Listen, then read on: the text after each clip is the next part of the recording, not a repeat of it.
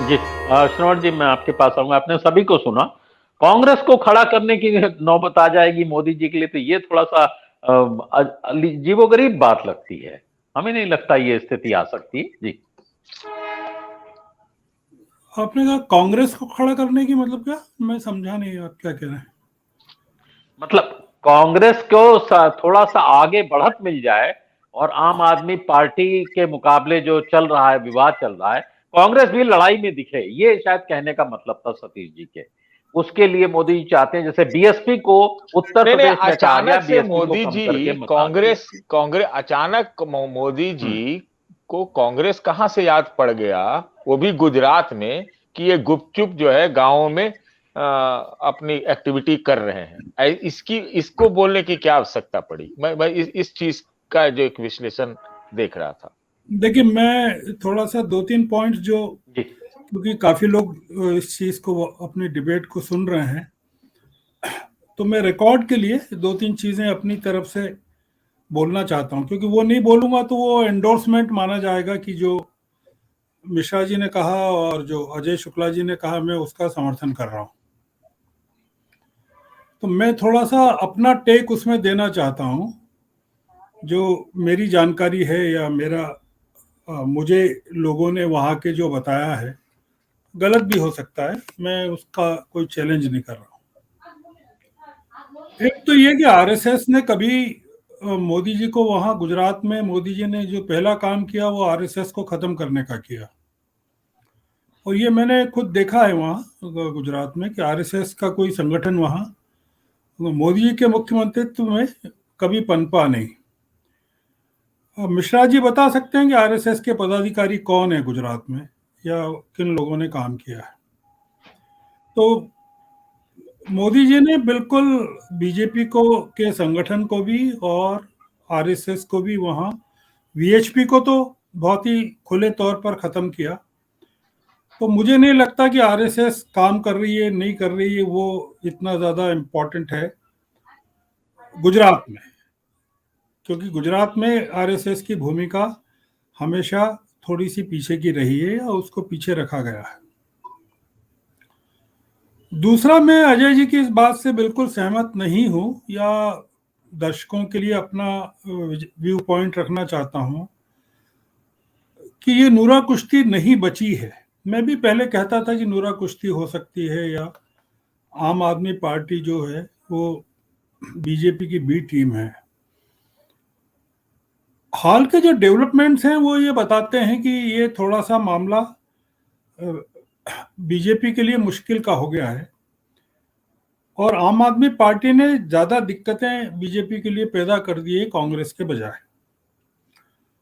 आम आदमी पार्टी ने बीजेपी को हिमाचल में भी एंगेज कर दिया है और गुजरात में भी कर दिया। ये बड़ा एक साथ बीजेपी के लिए बहुत चैलेंजिंग सिचुएशन हो गई है कि गुजरात में, देखिए, आम आदमी पार्टी की और कांग्रेस की उपस्थिति को ऐसे समझें हम, और बीजेपी की चिंता को ऐसे समझें कि आम आदमी पार्टी के प्रवेश के पहले गुजरात में केवल कांग्रेस थी, और कांग्रेस को मोदी जी ने या बीजेपी ने वहां तोड़ दिया था पूरी तरह। जितनी सीटें बीजेपी को मिली थी उसके बाद डिफेक्शन से उन्होंने कई कांग्रेस के एमएलए को अपने साथ मिला लिया।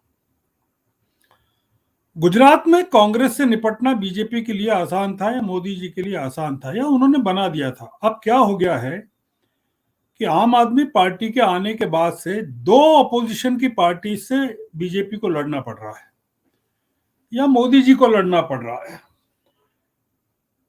कुल मिलाकर यह हो रहा है कि आम आदमी पार्टी के वहां आने से बीजेपी कमजोर हो रही है, मतलब बीजेपी स्ट्रांग नहीं हो रही है। अगर 182 सीटों में से, पिछली बार की छोड़ दें हम बातचीत कि कांग्रेस को 70-77 जितनी भी सीटें मिली थी, और इस बार मान लीजिए कि 40 सीटें मिल रही हैं, जो एक अनुमान है वहां, तो ये मानकर चल सकते हैं कि कम से कम 30-40 सीटों पर आम आदमी पार्टी भारतीय जनता पार्टी को कमजोर कर रही है। मतलब टोटलिटी में 80 सीटों पर 90 सीटों पर भारतीय जनता पार्टी कमजोर हो रही है। तो आम आदमी पार्टी की उपस्थिति को जो वहां के लोग देखते हैं वो इस तरह से देखते हैं, पहली चीज। दूसरी चीज ये कि मोदी जी को इतना टाइम वहां देना पड़ रहा है, मतलब ये एक अद्भुत और बहुत ही आश्चर्यजनक चीज है कि एक प्रधानमंत्री को लगातार 2-2 3-3 दिन और पूरे गुजरात का दौरा कर लिया है मोदी जी ने, और जब वो नहीं रहते हैं तो अमित शाह वहां पहुंच जाते हैं। और आम आदमी की पार्टी की लड़ाई केजरीवाल लड़ रहे हैं वहां पर, और कांग्रेस का कोई बड़ा नेता वहां नजर नहीं आ रहा है। तो मोटे तौर पर जो लड़ाई दिख रही है वहां लोगों को, जो दिख रही है वहां के लोगों को, वो आम आदमी पार्टी और बीजेपी में दिख रही है। उसका नतीजा चाहे कुछ हो, मतलब ऐसा नहीं है कि वो सब आम आदमी पार्टी की लड़ाई पूरी सीटों में कन्वर्ट हो जाएगी। जो डिवीजन लोग बताते हैं वहां के, जो एनालिस्ट बताते हैं कि बड़े फोकस तरीके से आम आदमी पार्टी लड़ रही है। जैसे अर्बन एरियाज के कुछ पॉकेट्स में, सेमी अर्बन एरियाज में, गवर्नमेंट एम्प्लॉयज में, खास करके क्लास 4 एम्प्लॉयज में जो कॉन्ट्रैक्ट पर है, मतलब 70% के करीब कॉन्ट्रैक्ट एम्प्लॉयज हैं गुजरात में। टीचर्स हैं, हेल्थ वर्कर्स हैं, आंगनवाड़ी वर्कर्स हैं, पुलिस में बहुत सारे लोग हैं। एक बड़ा जो चंक है वो जिनके कॉज को लेकर, जिनकी मांगों को लेकर आम आदमी पार्टी ने इशू बना लिया है, और उसके कारण भाजपा को काफी नुकसान या काफी परेशानी हो रही है। दूसरा ये कि रूरल एरियाज में अगर आप देखें तो नॉर्थ गुजरात में जैसे जिग्नेश का वहां कांग्रेस की तरफ से या बीजेपी के खिलाफ काफी इम्पैक्ट है। सेंट्रल गुजरात में भी काफी नरेश जी के नेतृत्व में काफी काम चल रहा है, और साउथ गुजरात में आनंद पटेल जो है यूथ लीडर हैं, वो आदिवासियों के बीच में काफी काम कर रहे हैं। तो कांग्रेस अगर वहां अर्बन एरियाज में नहीं दिख रही है तो वो जो लोग हैं वहां के, वो एक मानते हैं कि वो कांग्रेस का ऐसा सोच है कि उसको जिन एरियाज में आम आदमी पार्टी लड़ रही है बीजेपी से, तो उसको दखलंदाजी करके आम आदमी पार्टी के जो वोट बढ़ रहे हैं, बीजेपी के वोट शेयर में से कम हो रहे हैं, उसको डिस्टर्ब नहीं करना चाहिए और उसको उन एरियाज में कॉन्सेंट्रेट करना चाहिए जहां उसकी असली ताकत है। दलितों में, आदिवासियों में, बैकवर्ड क्लासेस में, मुस्लिम्स में, ये तमाम जो एरियाज हैं।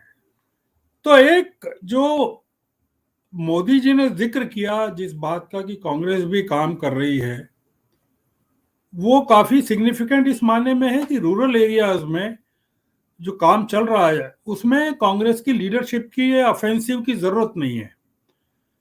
और अर्बन एरियाज में आम आदमी पार्टी के और बीजेपी के बीच में इस समय पोस्टर वार चल रहा है। निशा जी अहमदाबाद में बैठे हुए हैं, जो राजेंद्र जो ये हैं बीजेपी के, ये आम आदमी पार्टी के गौतम जी, जिनके उनके पूरे विवाद को लेकर जो चला, तो उसमें केजरीवाल को एंटी हिंदू बताने की, जो एंटी हिंदू ब्रांडेड करने की जो कोशिश चल रही है, वो ये चल रही है कि इसको पोलराइज कर दिया जाए और आम आदमी पार्टी को एंटी हिंदू करार देके ये पूरा का पूरा प्रो हिंदू या हिंदू पोलराइजेशन की तरफ चुनाव को ले जाया जाए।